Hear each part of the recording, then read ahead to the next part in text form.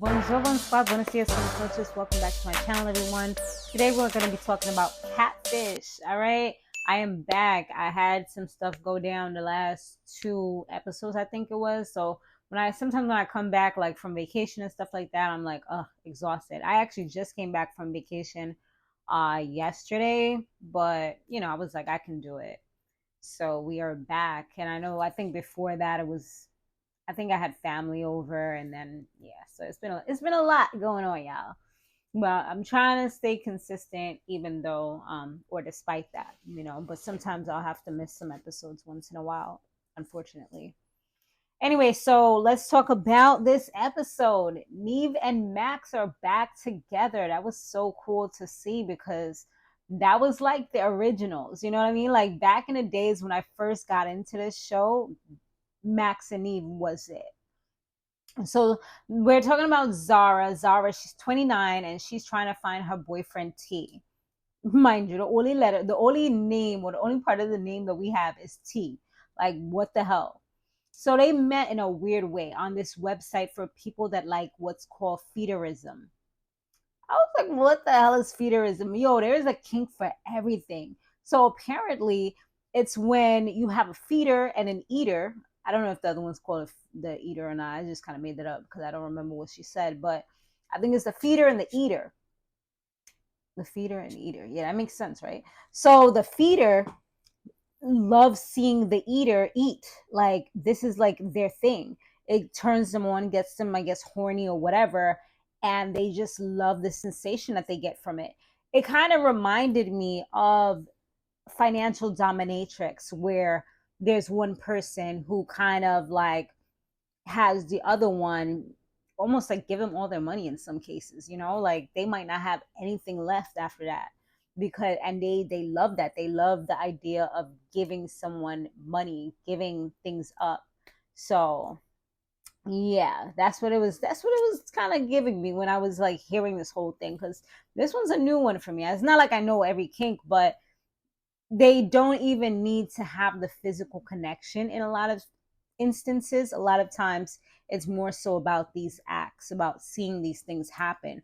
Those are the things that get them aroused. Those are the things that turn them on.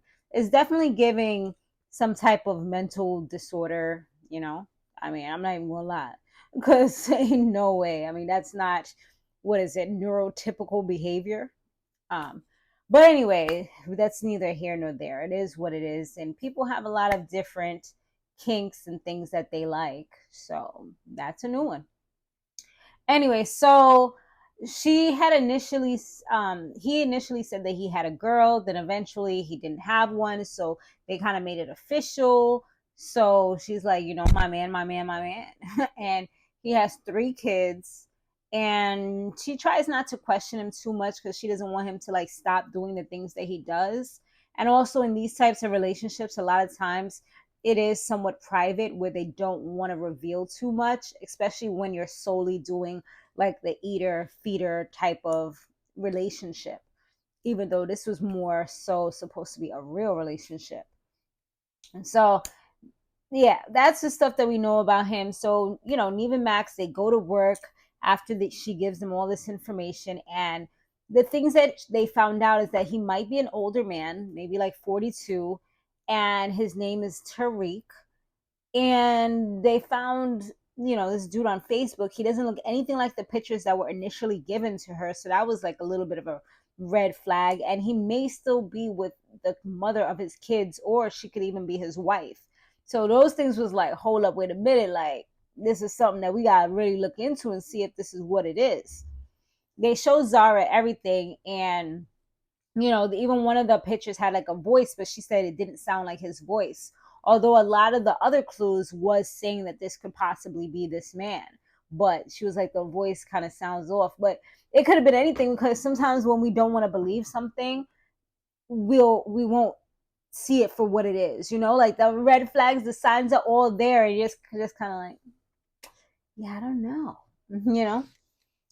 So now they reach out to him via text, and he said, I'm flattered. Who is this about?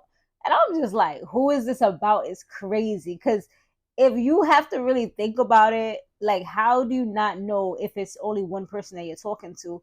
Why would you not know who it is, you know? So that right there was a little low key crazy to me. But you know, I'm like, how many people you got on your roster, bro? How many people you feeding? You out here feeding the nation, bro. Feed the people. Better go find some homeless people. I guess they have to actually be attractive. So, you know, initially he was just like, sorry if I led her on. And, you know, he didn't really want any parts of anything. But the next day, he did go ahead and speak to her and he agreed to meet her. He actually said he was going to go to her house because obviously he knows where she lives since he's always sending her food. But, you know, they said it would be a little weird. So they prefer to just kind of go to a park. So that's exactly what they did. They met up at a park, and yeah, it turned out to be the dude wasn't even from the picture that she had, or from the pictures on Facebook. It was like a completely different man. He looked like he was an older man. He wasn't bad looking at all, in my opinion, but he wasn't the person that they thought it was at all. So that was kind of, you know, weird. But, you know, she actually was like, okay, you know, he's not bad looking. And she was like, she told him, like, oh, when you be telling me call you daddy, you actually could be my daddy because you like 50 something. He's like, nah, I'm in my 40s. So he said he does have feelings that did grow for her, but initially he just came off a little standoffish, almost like kind of apathetic, like he really didn't care, like just kind of like shrugging things off.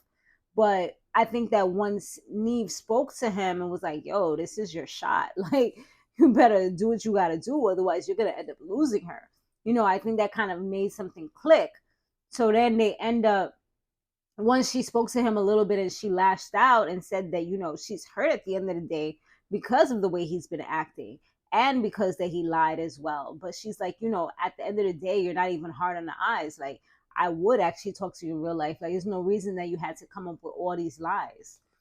See, that's the thing. Like, a lot of people like to hide behind certain things because fear of rejection, fear of judgment. It's so many fears that people have, and it's like sometimes you all you have to do is show up as yourself, and people will genuinely care about you, love you for who you are. And if they don't, then it's like F them, because you don't need those people in your life if they're not gonna enjoy you and love you for who you are and not try to change you or want you to be something different. But you know, I could preach, y'all. I could preach for real. Self love. So she was telling Max, like, you know, like all he had to do was be honest. And she was like, cause she could be into the whole zaddy thing, you know. She's like, you just gotta let me know which kink you into. I'm like, yo, this girl is a freak. How many other things have you been into? Cause it sounds like she almost down for whatever. I remember earlier in the episode, she was like, some people's into like putting sauce, ranch sauce all over your body and stuff like that. She was like, she's not ready, but she was like, hey, you never know. I was like, yo, I caught that, mama. I caught that. Like, she's just about down for whatever. Like, she likes that excitement. I could tell she gets a thrill out of stuff like this. So now they end up going to the diner because it was kind of cold outside. And it was nice because he actually showed a little bit of effort. He brought her some flowers and he brought her a balloon. She was like, I'm not really into flowers. He probably could have bought her something from the diner to eat. You know, she probably would have been more appreciative of that. But, you know, at least it was a thought that counts. It was a gesture. I could relate to that because don't give me flowers. At the end of the day, I mean, they're beautiful, but they give me allergies. They make my eyes get swollen. Like, it's just a bad situation. So I would prefer anything except flowers if somebody's trying to give me something for real. Like, that's just me. But unless it's like encapsulated, then we could work with that. But other than that, nah. So yeah, anyways, back to what we were saying. So that was a nice gesture of him. He's putting a little bit of effort. They actually look like they could be a good couple if they was to really like be outside together, work on things or whatever. So he said, you know, he does want to do better. He wants to feed her in person. And it's crazy because when he said that, it's like he had this glow. Like he just started to light up. And I'm like, Yeah. You really, really into, like, it's not even a joke. Like, he into it for real. Like, he was like, I want to feed you in person.